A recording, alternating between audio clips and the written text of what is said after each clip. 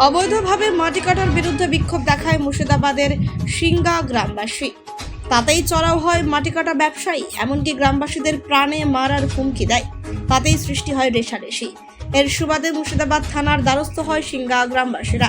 তাদের দাবি, গোবরা নালার মাটি অবৈধভাবে বিক্রি যাতে বন্ধ হয়। গোবরা নালার বাঁধের মাটি কেটে বিক্রি করলে নালার জল বাড়লে বাঁধ ভেঙে যাওয়ার সম্ভাবনা রয়েছে। বেশ কিছুদিন থেকেই একইভাবে জেসিবি দিয়ে মাটি কেটে মাটি বিক্রি চলছে, এমনকি আজ পর্যন্ত একইভাবে চলছে মাটি কাটার কাজ।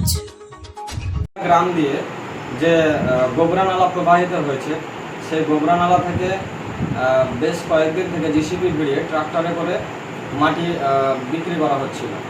যখন আমরা এই মাটিটা ভাটাই এবং কন্ট্রাক্টরকে বিক্রি করা হচ্ছিল, আমরা যখন গ্রাম প্রতিবেশীরা জানতে পারি, তখন আমরা সেই স্থানে গিয়ে আমরা ওইখানে একবার বাধা প্রদান করি। তারপরে সেই দিনকার জন্য ওরা মাটিটা বন্ধ তোলা। তারপরে তার 2-3 দিন পরে আবার তারা ট্রাক্টর ও জিসিবি নিয়ে মাটি তুলতে যায় ওই স্থানে। আমরা তখন গ্রামবাসীরা গিয়েছিলাম, গিয়ে ট্রাক্টর ও জিসিবিকে যখন আমরা বাধা প্রদান করি, তখন ওইখানে আমাদেরকে এসে বিভিন্নভাবে হুমকি প্রদান করে যে আমাদের বাড়িঘর জ্বালিয়ে দেবে আমরা যদি বাধা দিই, আমাদের বাড়িঘর ভাঙচুর করবে এবং আমাদেরকে মারধর করবে। এইভাবে আমাদেরকে প্রাণের ভয় দেখিয়েছে। কারা কারা? সেটা হচ্ছে আমাদের তেঁতুলিয়া অঞ্চল সভাপতি নেতৃত্বে যে গ্রাম পঞ্চায়েতের মেম্বার দাস্তান শেখ আর আসারুল শেখ, ওনার হচ্ছে মেম্বারের স্বামী আসারুল শেখ, এবং আমাদের যে পঞ্চায়েত সমিতি মেম্বার আছে কিন্তু সার্বি তার স্বামী রশিদ শেখ এবং রাজিবুল ইসলাম, যে এখানে আমাদের সিঙ্গা গ্রামে একদম মাস্তানি করে বেড়ায়, সবাইকে হুমকি দিয়ে বেড়ায়। তো আমরা এইখানে যখন আমাদেরকে হুমকি দেওয়া হচ্ছিল, তারপরে সেই দিন আমরা বিভিন্ন জায়গায় প্রশাসনিক লেভেলে জানিয়েছি, বিএলআর অফিসে এবং আমাদের মুর্শিদাবাদ পিএসে জানিয়েছি।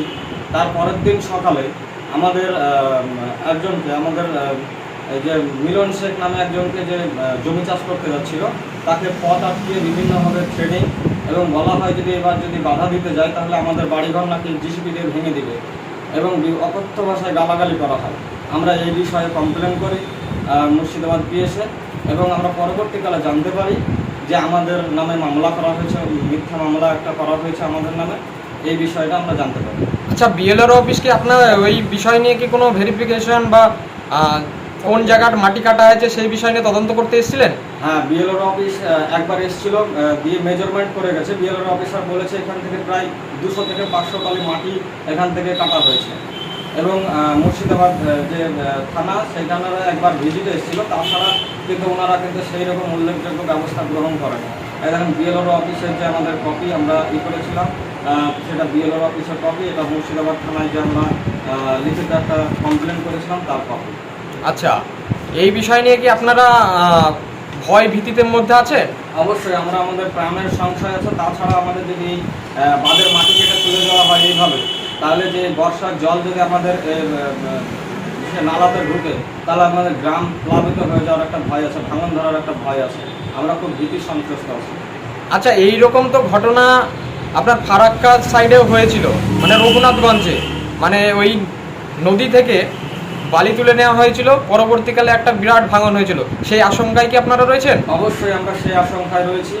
আমরা এই যে যদি ভাঙন সৃষ্টি হয় তাহলে আমাদের গ্রাম পুরো ভেসে যাবে, এই জন্য আমরা অবশ্যই একটা ভীতি সন্তুষ্ট অবস্থায় আছি। আচ্ছা, আপনারা কি চাইছেন এই বিষয়ে? আমরা চাইছি এর যোগ্য একটা বিচার হোক, এবং এই যে সরকারি মাটি তোলা হচ্ছে, যারা তুলছে তাদের একটা শাস্তি হোক, যোগ্য শাস্তি, এবং এই মাটি তোলা বন্ধ হোক। আচ্ছা, আপনার নাম? আমার নাম রাকেশ আলী।